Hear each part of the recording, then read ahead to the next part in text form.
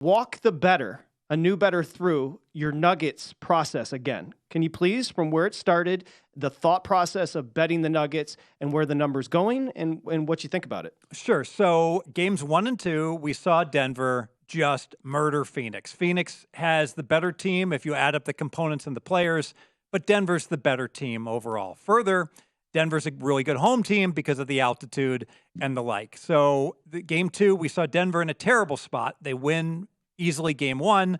Zigzag says, look to back the road team game 2, and Denver murders them again game 2, and Denver laying 4. So now we fast forward to games 3 and 4, close games, competitive games, could have gone either way.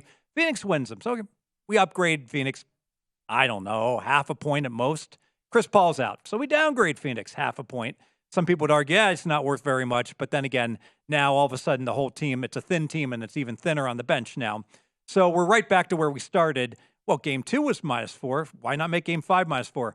Because it's a great spot for Denver game 5. And it was a horrific spot for Denver game 2. So if they succeeded in a horrific spot, laying 4, we can't make it -4 again, game 5. It has to be juiced. Now, where the math comes in, the modeling comes in, do I make Denver -5.3? Do I make them -6.1, -5.8, somewhere in that neighborhood? That's very complicated. That's difficult to ascertain.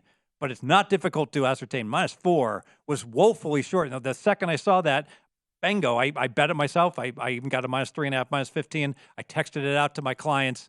And of course, like Springsteen says, those lines are going, boys, and they're not coming back.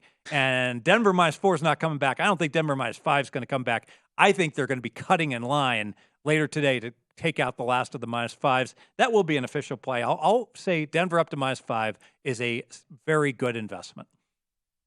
You can find 5s right now. I am seeing 2 5.5s jump up on my board. That is a walk through the mind of a professional bettor talking about a series in 4 games going into 5. I think that's important. Have you taken anything from this NBA postseason?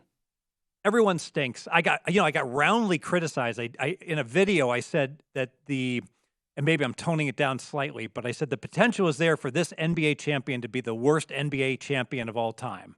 And everyone's like, oh, look at all these Hall of Famers and all these great players. Doesn't mean that they're a great team. It's like, agreed. The Lakers, they barely got into the playoffs. Golden State, they won 25% of their road games. These are really lousy teams that are competing for the NBA title. Now I get it. All right, Dirk's team with the Mavs wasn't very good. And that Piston team that beat the Lakers wasn't very good. But you know what those teams did do? They both beat super mega teams. And there are no super mega teams.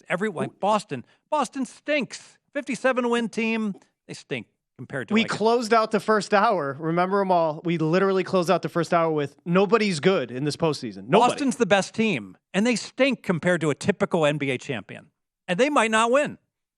Completely agree with both of you. I think it doesn't take away from a team like Denver that could potentially win an NBA title, but if these teams were playing 5 years ago when the Warriors were on their peak, or the Spurs 10 years ago, what have you, these teams would be out in 4 games. Now, and to be fair, players are bigger, stronger, better across the board. So if you normalize for the fact that the level of play in the league has certainly gone up, absolutely. I mean, these teams can't hold a candle to some of the really, not even tremendous, but just very good championship teams. Go to VSiN.com/subscribe to become a VSiN Pro subscriber today.